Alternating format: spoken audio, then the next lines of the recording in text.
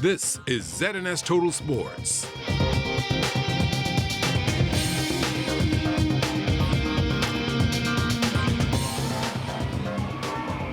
Good evening, Bahamas. I'm Amajal Knowles with your Saturday Sports. Well, the heat is certainly the topic of conversation, and things are certainly heating up in the pool here at Day 3 of Bahamas Aquatic Swim Championships at the Betty Kelly Kenneth Aquatic Center.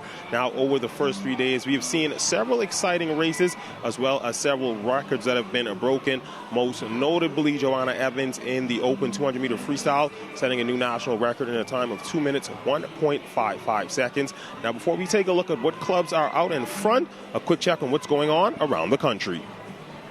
Hundreds of junior sailors packed the Royal Nassau Sailing Club last night for the official opening ceremony of the 15th Annual Bahamas Optimist Sailing Junior National Championships. After the proceedings in Parade of Islands were done, we caught up with the regatta chairman Peter Wasich on what we could expect this weekend. I think it's going to be pretty tight. We have a lot of kids from the other islands that are practiced up, and they're coming after Joshua. Joshua's been the national champion for 2 years in a row, and we have a lot of young kids that are looking for that.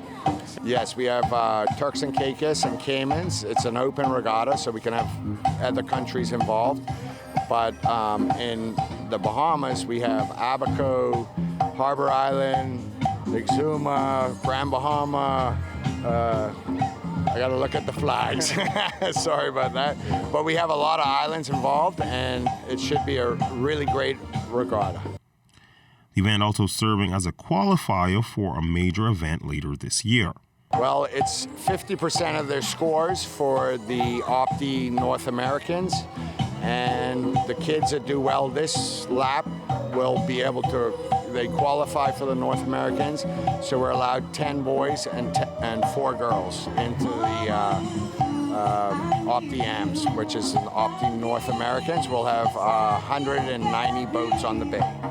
And it's great for the whole involvement because they have to sail better and they get practice from, outside. But they cannot, in the nationals, the outside countries do not qualify. So we have a trophy just for Bahamians. So whoever is so Cayman could win, but the Bahamas will always have a national champion.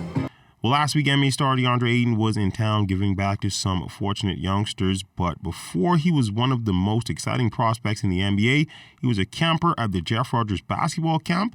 The renowned clinic set to come around again. We caught up with the founder and namesake on how his camp has impacted so many lives over the years. Numbers that have come to the camp, probably more than 10,000 over 30 years. That's an astonishing number.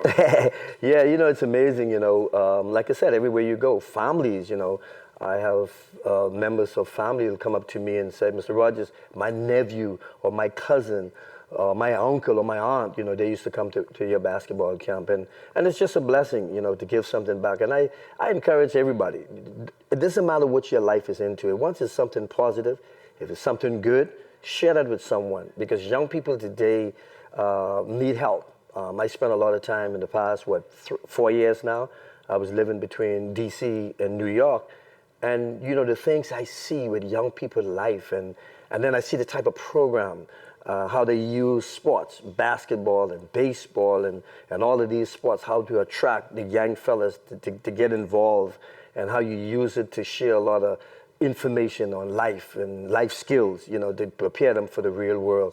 And I think that's what we need in our country. And I know we have it. We have a lot of camps, and I applaud those young men and young ladies who are involved in different type of camps. And the president of the Bahamas Judo Federation letting us know what's next for their athletes as they get ready for some major international tournaments. Certainly the World Championships and at the senior level, but also the Pan Am Junior Championships. We have a lot of up-and-coming athletes that we're hopeful for.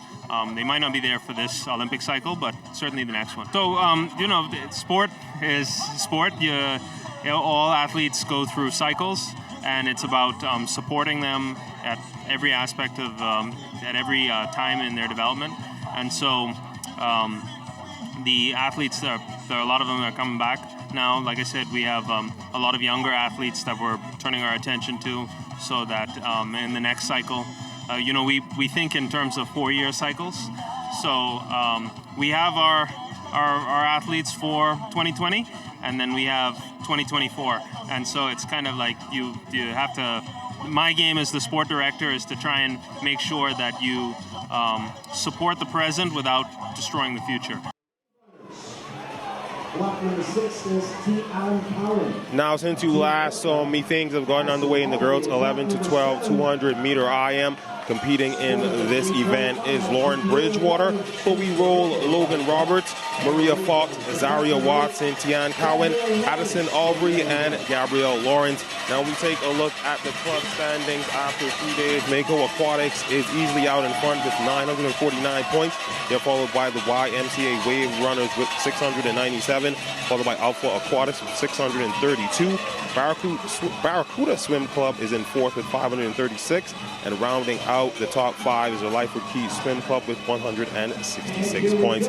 Now, if you haven't made your way to the BKK over the past 3 days, you certainly want to do so, with tomorrow being the final day.